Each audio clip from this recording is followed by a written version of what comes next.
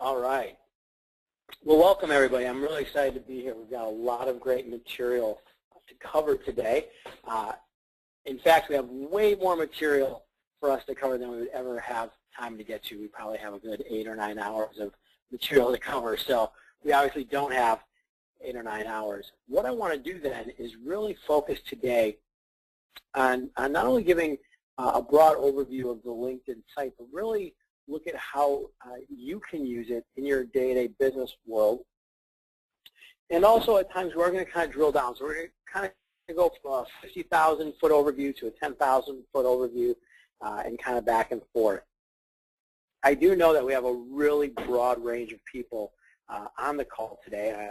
I had a chance to look at the information, the responses that you sent when you were registering. I know we have people who are on LinkedIn once or twice a day. I know that we have people that are on once or twice a week, once or twice a month, and there's a couple people who have not even been on the site that much. So I really want to keep this as accessible to everyone as possible. So again, if you've just joined LinkedIn or you're really just getting your feet wet, that's fine. You're going to have a lot of great information. And obviously, if you are really engaged in the system, my goal is to really help you tweak how you're using the LinkedIn system and give you some other ideas on how you can leverage it even more. Now, Annie told you about how you can ask questions as we're going through, and I'm going to really encourage you to ask questions and type those in. We'll have a little time to answer them at the end. And of course, if you think of questions later, you're more than welcome to send those in to me by email afterwards. But enough about me. Let's talk about the 3 goals that I have for our webinar this afternoon. The first is I want to examine the foundations of a useful online presence.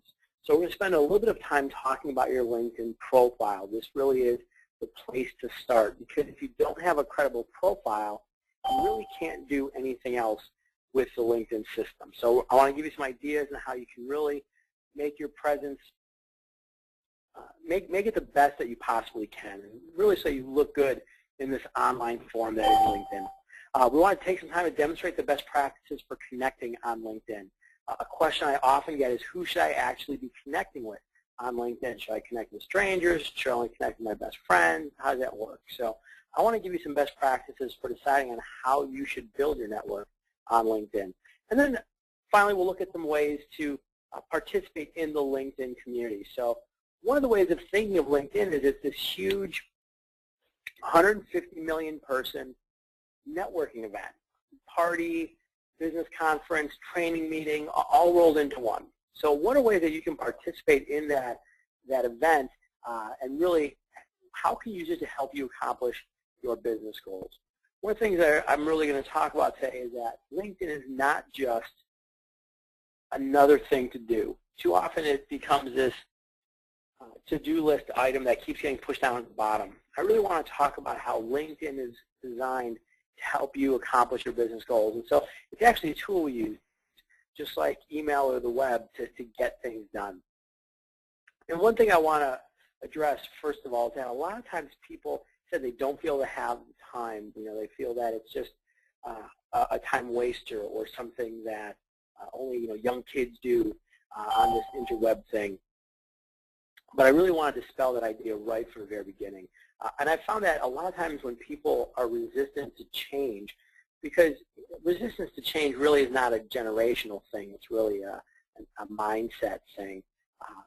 I found that when people don't want to dive into something new, they often just don't know where to start. But realize that LinkedIn is not just about finding a job. In fact, right now LinkedIn has over 150 million users on it. And it's growing very quickly, about 2 per second. So, right there, somebody just, in fact, 2 people just joined LinkedIn. So there's a lot of people on it. There's a lot of activity. 1.2 million posts are in groups every week. So there's a lot of conversations happening. A lot of people are talking to each other. And in fact, through the status update feature, 37,000 plus links are shared every 90 minutes. Right? So if you think about that, those 37,000 links that are shared, those are people who are finding websites, who are finding blog articles, who are promoting their businesses. These are not people looking for work. These are people who are doing work. They're getting business done. that's why this is a really good place for you to be spending some of your time professionally. So as I mentioned, we're really going to look at three main areas. And the first is really developing a credible presence on LinkedIn. And that really comes from creating a useful profile. And I'm going to, in a moment, go online and actually go to the LinkedIn site so we can take a look at how some of this works in the system.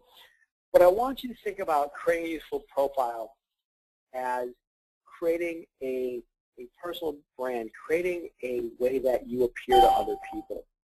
Just like you would get dressed and take a shower, do your hair, maybe use some deodorant before you go to a professional networking event or a cocktail reception or some other business function.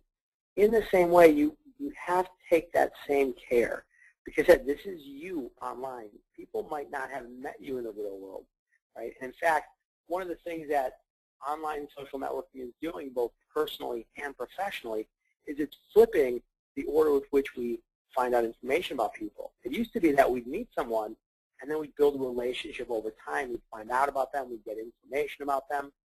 Now we're finding everything out first, and then we're building the relationship. Then we're meeting them.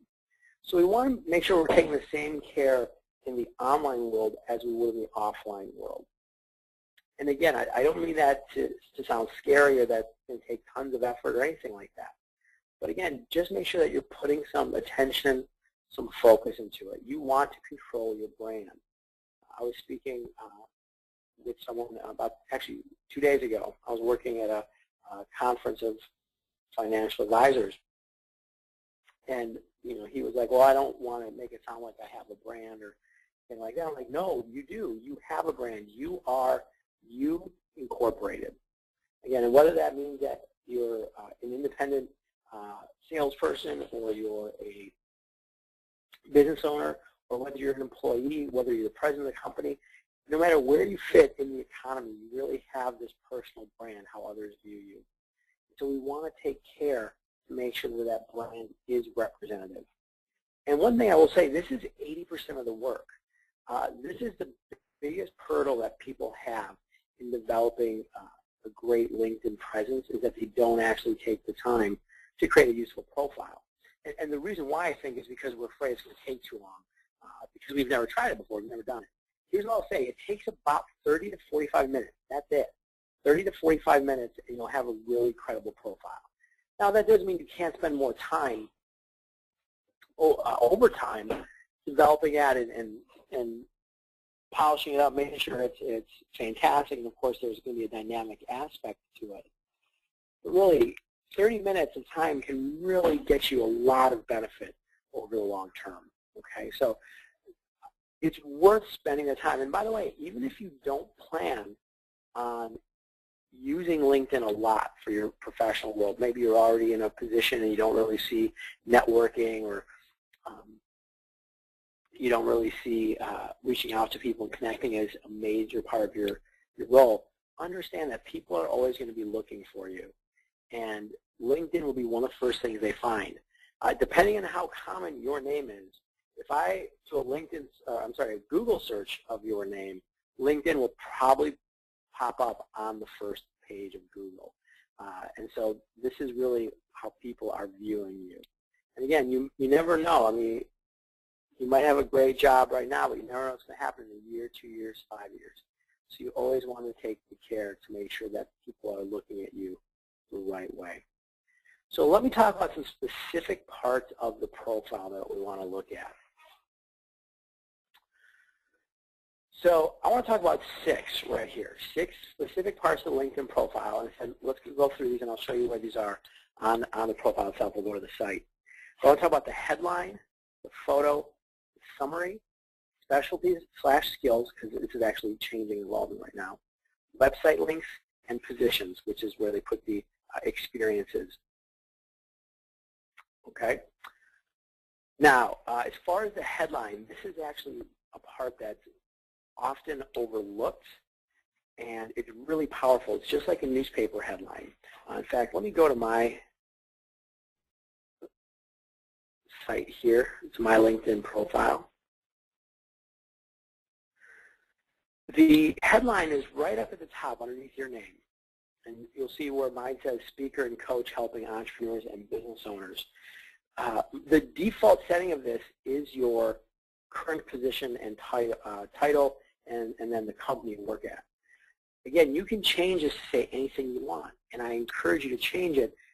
Just like a newspaper article has a headline to not only attract attention but to engage a potential reader, you want your headline to garner attention and engage a potential reader. You have about 8 to 10 seconds of somebody looking at your LinkedIn profile for them to decide if they want to spend more time on it. You'll notice that mine says speaker and coach helping entrepreneurs and business owners, because those are the main areas that I work with, and it's what I am. But what that does is it actually gets the attention of people that would possibly hire me, and that's the audience that I'm speaking to. So always keep in mind the audience that you are speaking to on LinkedIn. There'll be many audiences that are reading your profile, but the target audience, the one that's the most important, those are your customers. Speak directly to your customers. And understand we all do have customers. They might be internal customers, people that we're supporting in our own organizations. They might be an external customer for a salesperson. If you're a recruiter, they might be potential candidates. If you're an academic, it might be students or other researchers. But make sure you're speaking directly to your audience with that headline. Right next to the headline, we have the next part, which is the photo.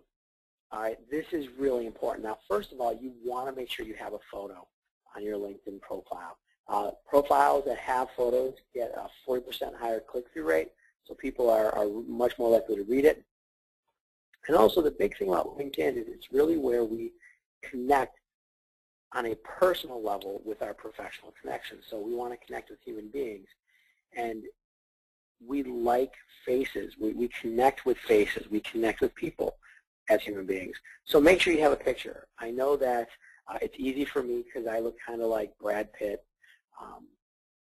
By the way, that was a joke. Hopefully you're chuckling a little bit while you're sitting at your desk.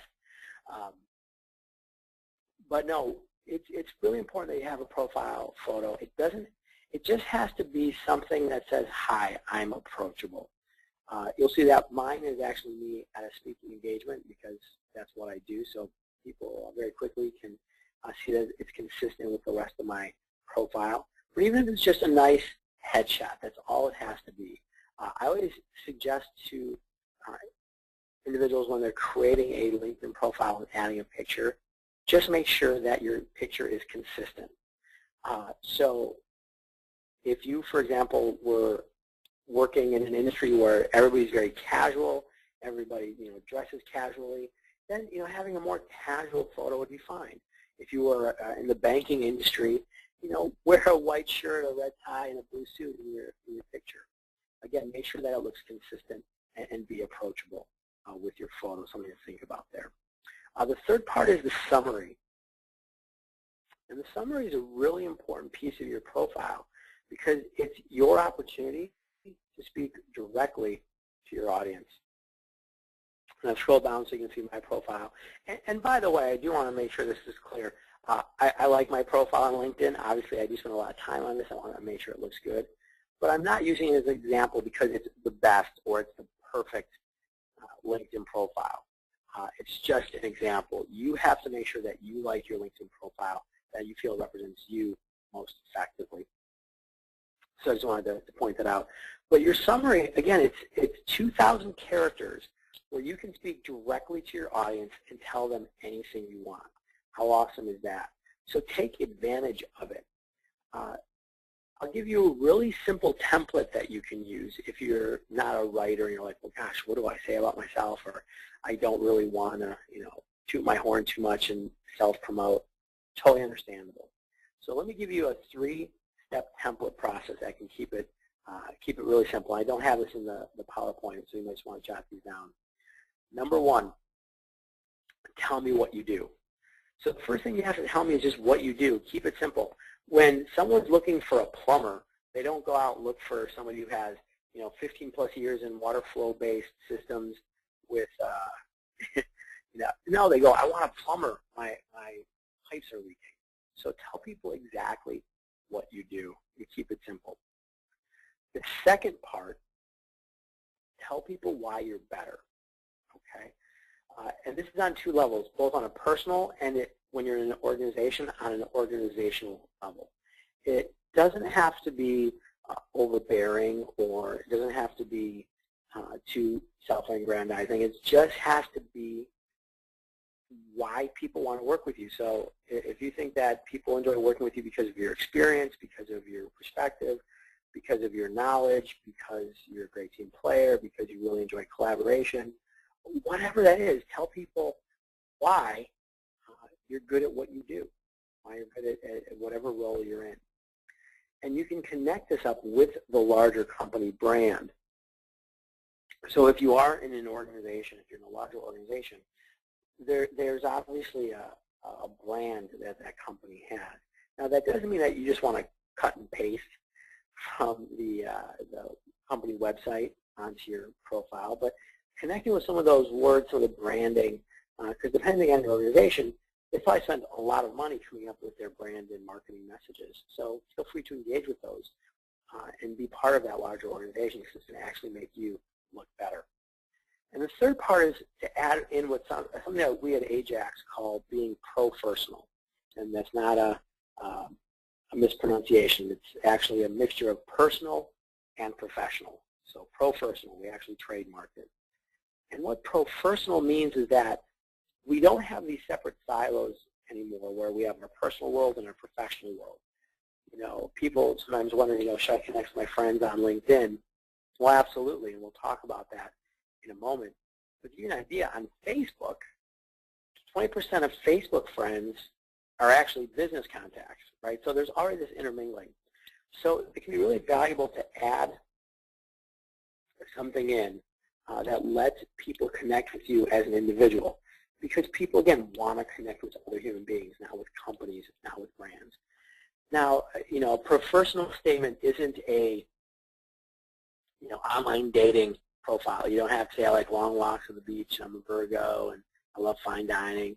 No, it's just something that you feel comfortable sharing with people that let them connect. So one of my partners at Ajax, Vince, has, I've got 3 kids, and if I'm not at the office, I'm at the ice rink watching them skate, because they play hockey, they do a lot of ice sports. And again, just been hearing that there's a lot of things that you know about Vince right now. You'd be very comfortable starting a conversation. You can see mine says I played drums in a band for many years, and I don't play as much anymore. Everyone still uses the nickname I earned back then. So next time we chat, feel free to call me D-Fish. And really, everybody calls me that, except for my mom, right? Because that would be weird. But that tells you a lot about me and about my background, and you know, have a great conversation about music or nicknames, being in a band, all that kind of good stuff. So that's why this summary becomes really, really important, because it lets you say exactly who you are and lets you communicate the brand exactly the way that you want to communicate it. The next piece we were talking about is the specialties and skills. And you'll see that at the bottom of my summary on the screen there are my specialties.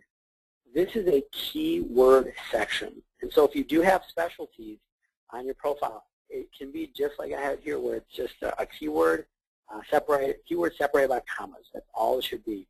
This is used by the search engine algorithms. Now, as I mentioned a few minutes ago, this is actually evolving. If you started a LinkedIn profile right now, you would not be able to put on the specialties. It wouldn't have a place for that. And the reason why is because they've now started to use skills. And so I will show you how that works. Because for those of you who do have specialties, you can have specialties and skills. I do think that in the near future, they will probably get rid of specialties completely and just goes to skills. Because again, what are these skills? Again, you'll see they're pretty much the same as my specialties, but they're keywords. These are keywords that are used for people to do searches on LinkedIn. So make sure that you do have a complete list of your skills, both on a broad level and also on a more specific level. So if you do have, for example, if you're a computer programmer, I would put computer programming, but I would also put the different languages that you can program in. And if you're a CFO, for example, I was working with a group of CFOs a couple weeks ago, you want to make sure you have CFO, but you also want to make sure you have Chief Financial Officer. You never know how somebody's going to do that search, and so you want to make sure that you have that set up the right way. I'm going to give you right now then, we'll go back to the website links. And this is going to be, even for many of you who are really comfortable with LinkedIn, hopefully a nice little trick. You have the opportunity to put up to 3 website links on your profile. And you'll see right here on mine where I've got links to Rockstar, to Ajax, and then to my YouTube channel, because I do share lots of videos on YouTube. That's my little plug right there. But what this allows you to do is to share websites that are relevant to the people who are visiting your profile. I want to give you a couple of quick tips on this, and really use these websites because it gets the visitors to your LinkedIn profile right to where you want them to go online. I would suggest that you don't send them necessarily to your homepage of your company, because it's usually pretty easy to find a homepage. I would really suggest that you send them somewhere that is more relevant to your role. And give you an example of this. If you were in a sales position, send them to a product page or a services page on your homepage. So I've worked with recruiters before, and instead of sending them to a homepage, we'll put the website link as a careers page or an opportunities page. You know, if you were a web designer or a graphic designer or an architect or an illustrator, you could send them to a portfolio. All those things are great. I do want to show you that there's a little trick that's going to help not only get people to click on your link more, but also help you with search engine optimization. So it'll make you much more findable. I'm going to switch over to the edit view. Now you'll see that now all my websites have a little edit button next to them. Now what this brings to is the additional information page. You'll see that all of my websites are listed as other. Many of you have probably seen this on LinkedIn profiles, or you've done this yourself, and you've chosen either the personal or company website option. That's not bad, but if you do go down to other, it does give you the opportunity to name the links exactly what you want them to be named. So again, that is much more likely, even in my case here, to go to a link entitled Rockstar Consulting Online as opposed to my company, right? Because my company is kind of a vague statement. But also, Google loves that. And so for those of you who search engine optimization and findability is an important thing, you're really going to like that as well. And then the final thing I want to talk about with the profile. Now, David, we had a quick question come in. David, we had a quick question. We had a question about the skills and expertise section. Now, should you have an exhaustive list, or should you be focused? Does it matter the order that they come in? Can you speak to that? Great question. It does not matter the order that they come in, and when in doubt, have more rather than less. As I said, the specialties and skills section are not necessarily for human consumption. They're much more for the algorithms that the internal LinkedIn system is using. So anything that somebody might use as a search word that you would like to be found with, you want to make sure you put that in. Yeah, so when in doubt, you do more. Now that doesn't mean you just want to do hundreds, right? I think I've got 25 skills listed. That's enough. But you don't want to just put like one in an attempt to brand yourself with that one keyword. I said it's not really for people to read, it's much more for the system to read. So, great question. Are there any more, or should I keep going? Oh, keep going. We have another one, but I think it'll go a little bit later. We're going to want to put in a question about turning your connections online into connections offline and really turning those into customers. But we'll get to that. We'll get to that in a minute. Okay. All right, the last basic piece of the profile I wanted to show everybody was the experiences section. this is where you post your past positions and your current position. I just want to say there's a couple things, obviously, with your current positions. Go ahead and give me a mini summary of what you do. Now, obviously, in your current position, it's going to be very similar to your profile summary. You'll notice that on mine, for the Rockstar Consulting position, I do have it like a resume in that it's got bullet points. You can do that. That's fine. I actually suggest for most people that they do not. You just want to have it more like the Ajax social media listing right below it. The reason I do have more of a resume look to that Rockstar one is because I do work with a lot of sales professionals and do a lot of sales training. And in that world, numbers are important. So I wanted to make sure that I have those numbers in there. But you'll also notice that under all of these, I have what are called job tags. Now, that's just something that we came up with at Ajax. These are not in the LinkedIn system. All you have to do is when you're typing in information about your position is hit, enter, enter. So you create a space, just write job tags, and then do a couple other specific keywords. And this just allows you, and when I say job tags, you'll see that there's about 6 to 8, so it's not a lot, but it creates some specific keywords around that position. That is not only for the search algorithms of LinkedIn, but that is more for human consumption as well, because I want people to see what were the main position functions. And then just one other piece I want to talk about with past positions, and this is just something to think about. When you're telling me what you did at past positions, you can keep what you're telling me as the reader of your profile relatively short. It has to be a sentence or two. But what's really important is tell me what you learned in that position. I really think that your LinkedIn profile is telling a story to the reader. And in telling the story, right, it's the story of your career. In telling that all of your previous positions, those are the lead up. Those are prologue to what you're doing now. So you want to make sure that you tell your readers, hey, this is why I'm really good at what I do now. It's because of these past positions and the experiences and the skills that I learned. So feel free to share those with your LinkedIn readers. Those are important. Now, David, we had another question come in. So LinkedIn asks members to import their resumes. Do you recommend this? How do you manage the privacy settings? Should it be maybe a resume that's been had the address and phone number taken out? What do you recommend for best practices? Yeah, with importing a resume, what it'll do when it asks you to import a resume, it'll actually just have you import the experiences, so you don't have to worry as far as privacy. It should, depending on how your resume is formatted, it shouldn't bring that in. So you only have to worry about the address or phone number or anything like that.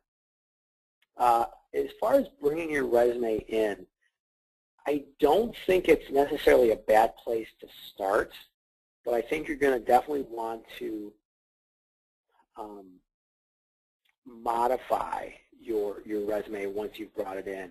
One of the big things that I tell a lot of people when I'm doing reviews of their profiles on a one-on-one basis is that you don't want to speak resume, right? And it goes back to that point about the plumber, right? We don't look for flow-based water professionals. We look for plumbers.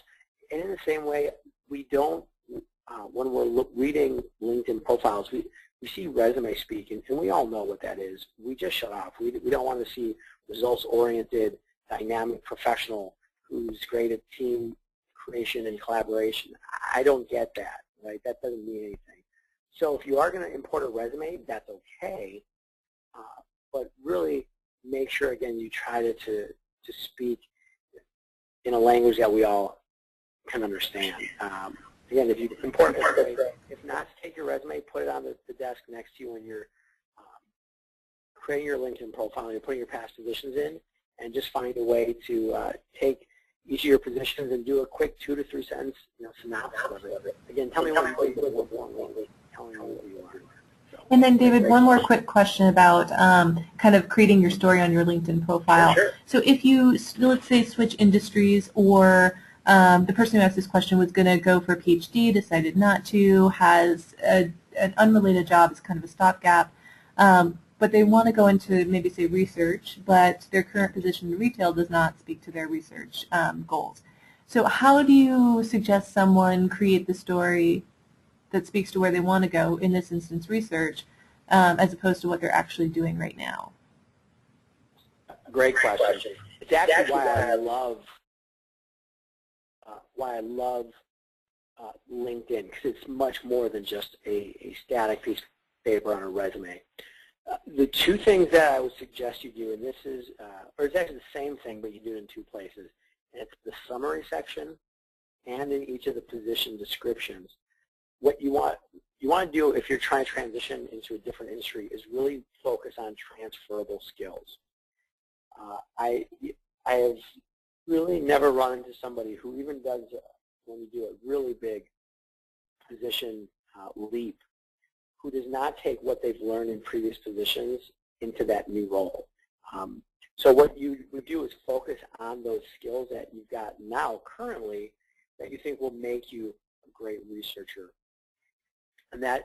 So focus on those skills that can kind of jump the gap with you. I was talking with somebody who's a compliance officer for a financial advisement company, and she used to be a teacher for many years. So even in her past position, she wrote about being a teacher, but in doing so, she really focused on the skills that she learned in the teaching world that allowed her to be successful in her current role. So that's how you do that. You focus on those skills that can jump the gap with you. So great question. And if there's not another question, I will keep going. I do want to spend a few minutes here quickly before we talk about connections on the applications. I want to show you, actually let me talk about applications here. Get to the right PowerPoint here. There we go. What are the LinkedIn applications? Now, once you've gotten all these basic summary, photo, headlines, specialties, website links, and positions done, the applications allow you to run these little independent mini programs within your LinkedIn account, and it does a lot of great things. They're going to show up on your home page. Now, we're not really talking about the home page a lot today, but your home page is a great information aggregator, and so the applications are a great way to get info from your network. Your profile, the applications on your profile give you an opportunity to give great information and do it in a very dynamic fashion. I'll show you in a moment how to add the applications, but there's really 4 types of applications. Now, by the way, you don't have to use any of these, and you can still have a fantastic profile. And again, these are just additional ways of sharing information. You don't have to use them. But there's file sharing, there's blog and Twitter sharing, there's info sharing, and then there's what I call industry specific. I will say that all these are great depending on what your goals are with LinkedIn. So just to pull out a couple of these, the WordPress and blog link applications allow you to share blog articles. So if you're a blogger and you create content, you want to share that, it's a really easy way of doing that on your LinkedIn profile. Some of you who are in, for example, the real estate field or the legal field, there's some great industry-specific applications you can use. 2 applications I will show you that I think pretty much most professionals can use. I really like them a lot. They're the SlideShare and Amazon Reading List applications, and they're actually both on my profile, and you'll see how this can really share. You can use this to share a lot of great information. The Amazon Reading List allows you to list books that you've read or have read in the past, or are currently reading, excuse me. And this is fantastic because it allows you to share both what you're focusing on professionally, but it's also a great way of doing that personal thing where you kind of share a little bit about yourself on a personal level through the books you read. So, someone the other day goes, I really love trees. Should I put some of those in there? Absolutely. Or we have a client who loves riding Harley Davidson. Now, he didn't put that, I love to ride my Harley Davidson in a summary, but he did put a couple books on Harley Davidson in his Amazon Reading List. That's a great way of sharing information. I actually love reading about philosophy and economics and lots of non-fiction books. I know there's a kind of a saucy title on my Amazon reading list right now. It's actually a lot more boring of a book than you might think. But it's a great way of sharing that information. And then the SlideShare application actually allows you to share a video or a PDF file or a presentation right in your profile. Now, I actually do make videos, so I have a YouTube channel, so this is a way I could share one of those videos right on my profile. You might have a presentation you gave. You might have a PDF file about yourself, about your company. This is a way you could share a resume or portfolio information if you are job seeking. And again, you can put it right into the profile. So that's the cool thing about the application. So I do want to touch on those. I want to leap over here and make a pretty fast jump and talk about connecting. So again, we can talk about all these topics for quite a while, but let's talk about connecting and how to do that. And really, it kind of comes down to this question: how many connections should I have? That's what people ask me all the time. How many connections should I have? And it's weird because we don't think about that question in the real world, right? We don't go through our day going, well, should I reach out to this person and talk to them or not? How many connections do I have already? Do I want to add more? No, we just kind of go through our day and we connect with human beings on a personal level. But what the online world has done is allowed us to really kind of think about this in a more of an abstract way. And I want to say that there's no right or wrong answer to this question. I can't give you a number. It's going to depend on who you are, your personality, your network, what you feel comfortable with, what you're trying to do with LinkedIn. But let me give you a couple things to think about when you're deciding how to build your network. I think there's a balance that people are trying to find with networking. And there's a balance of trust versus reach. And so I've got two names next to these. These are both social scientists. So Robin Dunbar was someone who studied our ability to handle relationships in our mind. Right? So how many relationships can we actually actively manage with our brain? And he studied not only humans, but primates, a lot of different types of relations. And what they found for humans is there's a number, it's called Dunbar's number, a specific number of relationships that we can on average handle. It's 148. Standard deviation takes that from like 100 to 230. And so what that means is that we can only manage a certain number of relationships. Now, many of you probably have way more than 148 people that you know. But the way we handle it is we actually create these buckets that we put people into. So for example, when you were in high school, you probably had lots of friends that you knew on a first name basis, you hung around with, spent time with, that you had relationships with. Those people, as you've gone past high school, and high school becomes much more in the past, you've lumped all those people into one bucket called high school relationships. And that's what frees up more brain space for you to connect with new people. So we want to have this relationship. We want to have high trust. But the balance that we're going to need to find is against reach and our ability to reach out and to get information to connect with people. And this was Mark Granovetter, who's another scientist who did a really wonderful study about how people find jobs. And he found that, he took all the people that found work through people they know, and that's obviously quite a few. It's about 56% of the people he found find work through people they know. Right, common sense, we all kind of knew that. But what he found was that only 18% of the people who found work through someone they know, only 18% of those people were close connections. The rest were either weak connections or even, weaker than that, just acquaintances they might have had one or two conversations with. So what he found was that most of the time when we accomplish things from our relationships, from our network, it's not through the strong relationships, but through the weaker ones. Because, of course, the strong relationships, they want to help us, but they're in the same sphere as us. They know the same information. In the job searching example, the people we know well know about the same job opportunities that we do because we have access to the same information. It's the person that we don't know well, the friend from college, or the person that we just see every once in a while. They have access to completely different networks, different opportunities.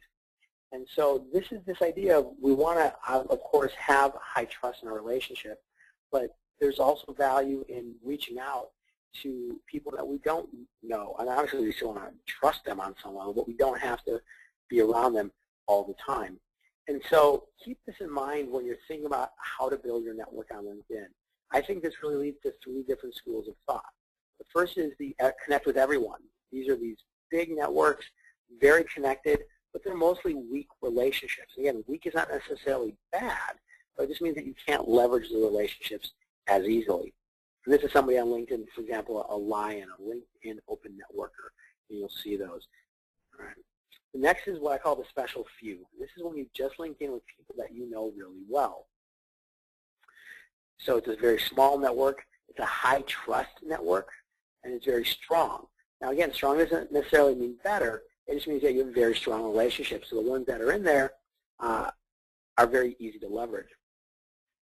Then there's what I call D-Fish's happy medium. So obviously, you'll know where I fall in the spectrum because I named it after myself. It's somewhere in the middle, right? If we have this long, broad spectrum, I think that somewhere in the middle is where we want to be. This has been my rule of thumb since I started using LinkedIn about 4.5 years ago.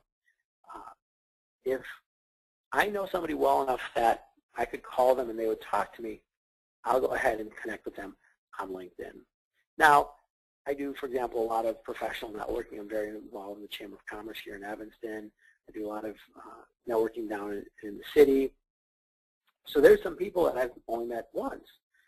Do I have them in my network on LinkedIn? Some, yeah, absolutely. If I feel that, we met, we had a conversation, we exchanged business cards, if I feel I can call them up and say, hi, this is D-Fish calling, and they go, hey, D-Fish, how you doing? What can I help you with? That's something that I want in my network. So that gives you an idea of who I think you should be connecting with on LinkedIn. Now, how do you build your network? Once you decide who you want to have connected to you, here's 4 things to keep in mind. We don't have time to go through these on the site itself. If you have any questions about how to do any of these things, feel free to reach out to me afterwards. But the first thing I really suggest is that you import your contact. What this will do is it'll go to your email system, whether you use Outlook or Gmail or any other platform, and allow you to import all of your email contacts into LinkedIn. It does not, and this is important, it does not automatically invite them to connect with you on LinkedIn. So you don't have to worry about having all these people as connections. But what it will do is it will go through and find out if any of those people are on LinkedIn, and it'll give you a way to literally just go through the list and check the box of those that you want to invite into your online network. Because I think that's the best place to start your online network is with your offline network. And it can take forever if you're just putting in individual emails. The system will always search for people that you may know, and this is a great way to expand your network because it'll suggest to you people that went to the same school that you did during the same time, or people that worked in the same company you did at the same time. It'll go through your second-level connections, i.e. the first-level connections of your first-level connections. And it's a great way of building your network. Inviting new connections in, right? So the people that you already do know or that you're running across on a day-to-day basis, if you meet somebody new at a networking event or a professional function, invite them in. Maybe you're at a alumni cocktail reception, you meet somebody. Go ahead and invite them into your network, right? It gives you a chance to build a relationship with them over time. And then use the public profile URL. This is public profile URL is on the bottom of the blue box on your profile. You can edit that so it's just your name. And what it does is it turns your LinkedIn URL address to linkedin.com/in/your name. If you have a really common name like mine, you might have to use your middle initials. That's why I'm David J.P. Fisher there.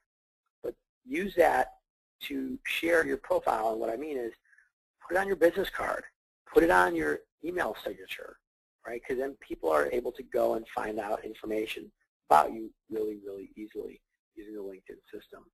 Another great place to build your network and to connect with people is the communities that we have on LinkedIn, which are called LinkedIn groups. So these are communities around specific topics. Right now there's over 1 million of them. There's actually 1.2 million, so there's quite a few. There's a lot of different types. There's alumni groups, industry, trade, and professional groups, associations, geographic groups, philanthropic. There's a lot of different groups. I suggest that you're in about 10 to 15 if you're really using LinkedIn a lot, maybe a few more, but they do take time and energy. You're able just to search by keyword. So, if you're in a certain profession, just search your profession. One thing I do suggest to everybody, obviously, is your alumni group for University of Chicago. It's a great place to connect with people. I know Annie's done a lot of work to really build that group up. And it's a great way to either reconnect or just stay connected with other alumni and to share information, share what's going on that might be applicable to other alumni, or also to keep in touch with what they're doing and build that relationship over time. And as you said, about 10 or 15 is a good place to be. It depends on how much time you want to spend on LinkedIn. And again, there's actually 1.2 million groups, so you can always find a group where there's a good discussion going on topics that are relevant to you. And a couple things you can do when you're using groups. How to participate in these. Join the discussions. Right? That doesn't mean you have to start discussions, but join them. Look at promotions. This is a place where you can promote what you're doing, products and services that you're working with, but also is an opportunity for the other people in the group to promote. And, we don't always like to get sold to, but for example, I'm active in the Northwestern Alumni Group. Please, again, don't hold it against me. But I actually do look at the promotions because I want to see the things that, my peers are working on and what their companies are doing. And this is a big thing for everybody on here, is the jobs section. Use the jobs section to not only post jobs, but also let the people know that you're looking for jobs. These are free within the groups that you're in. So, for example, if you're looking for work, what a great place to go. The University of Chicago Alumni Group, say, hey, I'm looking for work in this field. Or vice versa, if you're looking to hire people, you got some great candidates in that group. It's a great place to post that position. And again, that is free. The last thing I want to talk about, make sure we have time for this. David, I wanted to jump in and see if we could maybe skip to the introductions Inmail part, which I believe is the next page, just because I know that so many people have questions about that. We are getting down to the last 7 minutes. So I was wondering if I know, time flies, right? So I was wondering if you could speak to that, because you have some great sample text that I want to make sure that we let everybody know about. Absolutely. Oh, so I will skip through these next 2 slides very quickly. LinkedIn searches, use them. All right, use the search functions in the top right of the LinkedIn page. You can search by a lot of different ways. You can find a lot of people. And if anybody is having trouble, if they're trying to break into a particular company or they're moving to a new, maybe geographic location, and you need help searching or coming up with ideas for searching, you can always feel free to reach out to me. My email is all over the place, and I'll be sending you out a recording of this as well. So the searching is so critical, and if you need help, I just want to let everybody know that you can always reach out to Alumni Career Services. Cool. Researching online, this is actually easy to tell you in 30 seconds. All the things that I talked to you about today about creating a good profile and how to do that, the things to do when you're creating one, create context, consistency, have a good first impression. When you're searching, just doing the opposite, do the exact opposite. Look at other people's profiles and ask yourself those questions.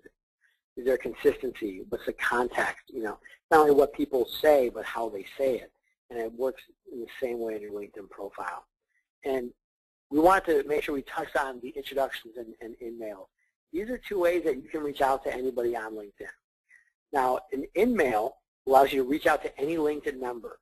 There is a cost associated with this. It's basically, it gives you the opportunity to reach out to anybody, but they want to prevent spam, so they do have a cost, and it costs $10 to do that. But it's better than a cold call, but by how much we don't know for sure. But it does give a way to reach out to anybody you find on LinkedIn. Now, introductions, on the other hand, have no cost. The trick is, though, that you need to be connected to somebody to be introduced to them. They have to be a second or third level connection. I said there's no cost to it if they are in your network, but it does depend on actions by intervening contacts.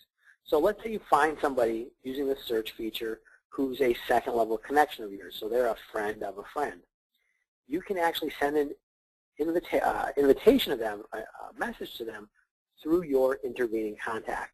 You would actually send 2 messages, and it's right within the system. You'll see that when we try to do this, we'll walk you through it quite simply. Let's say that you're trying to meet Bill, and Bill is a first-level connection of your friend Sue.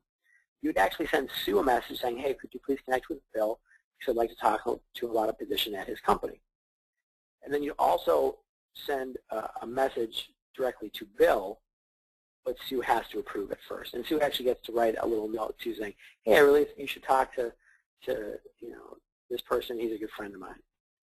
So again, it has the added value of a personal referral, which is great. And this is what I want, what I know that Annie wanted me to touch on, which is just a sample text which you can use. This again, you have to send 2 messages, but it's really simple, but really hopefully painless. So to the introducer, hi Bill, I was hoping you could introduce me to Frank Smith. He's the marketing director of Company X, and I think that our new site would be of value to them. Thanks in advance for your help. So the big thing here is you're telling why you're asking for the introduction. You're talking about the value you can bring. And then finally to the introducee, again, this is the person you'd like to get introduced to. Hi Frank, my name is David Fisher. I work with company-wide marketing websites. We have a new site that could really help your company with its marketing. I'd like to schedule a quick 15-minute phone meeting with you to show you how. I can be contacted at this phone number or this email address. Thank you for your time. So again, really painless, but often quite effective. And I believe that Annie's going to send this PowerPoint out as well. So if you do want to just cut and paste that, feel free. So I want to make sure we have time for a few additional questions, but let me give you 5 steps, 5 things to do to really take some action, because unused information is the exact same thing as ignorance. Number 1, finish your profile. Get your profile to 100% using some of the things that we talked about today. Import your contacts from your email system over into LinkedIn. Again, it does not automatically invite them to connect, but at least you'll have them in the system. It's much easier. Bring your connections over, at least over 150. Many of you have probably done that already, but if you haven't, get at least 150. That's where you really start to see some of the benefits of your network. And join at least 3 to 5 groups, including the University of Chicago Alumni Group. Again, it's a great place to connect with your peers. And visit LinkedIn at least weekly. Some of you, you're doing it every day. Keep going. Kudos to you. But if you're still wondering if you want to dive in, the biggest thing I'll say is you can't break the system. Just go in, experiment, try things out. This is not going away. This is not a fad. This is something that's going to be part of our professional life from here on out. So you might as well get comfortable with it quickly. And with that, I'm going to stop talking for a moment and let Annie ask any of the questions that came in, and then we'll definitely tell you about some of the other resources we have available. So I'm going to pause now. Well, great. Thank you so much. So the one question that was actually the very first one that we had, really wanted to see if you could share about how to take an online connection or somebody that's a fairly superficial connection you're not very strong with and really turn them into a customer or client, or really build that relationship. How can you take it from online to offline?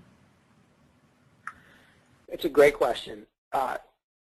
There's a couple things I would suggest. One is use LinkedIn to find information about that person, obviously, so make sure you're looking at their profile.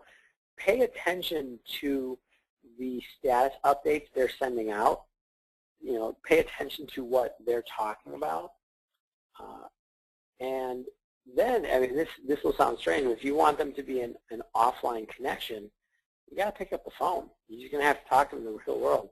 I think that sending them a message before you do that through LinkedIn is really handy. Again, I'm assuming there's somebody that you might have connected with who's a very just tangential relationship. But you can, as long as there's a first-level connection, you can send them a message directly.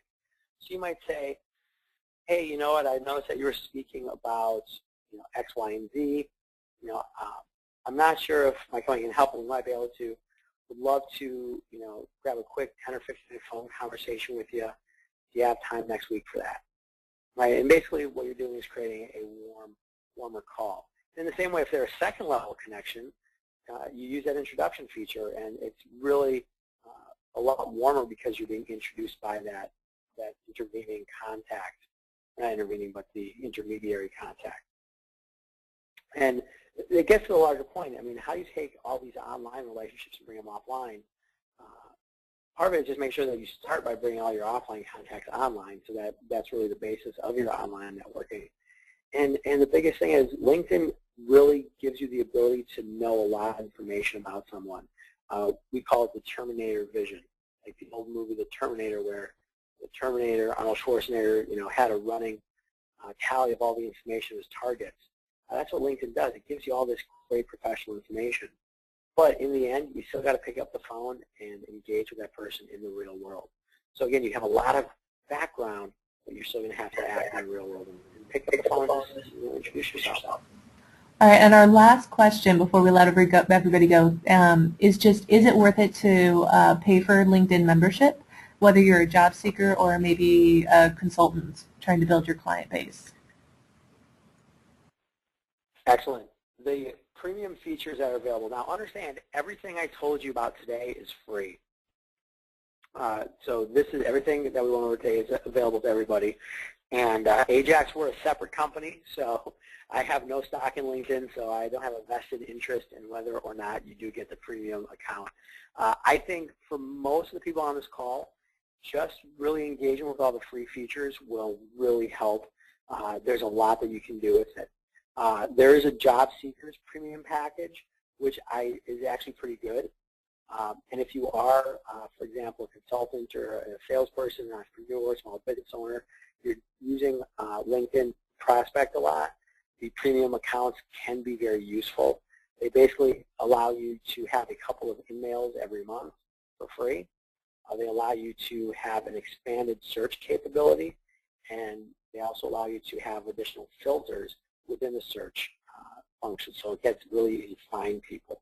So if you're on LinkedIn every day and you're really using it, you got a great profile, I think the premium account would be a great idea. But for many people, it's a great start just to get online and use all these great free tools that are available.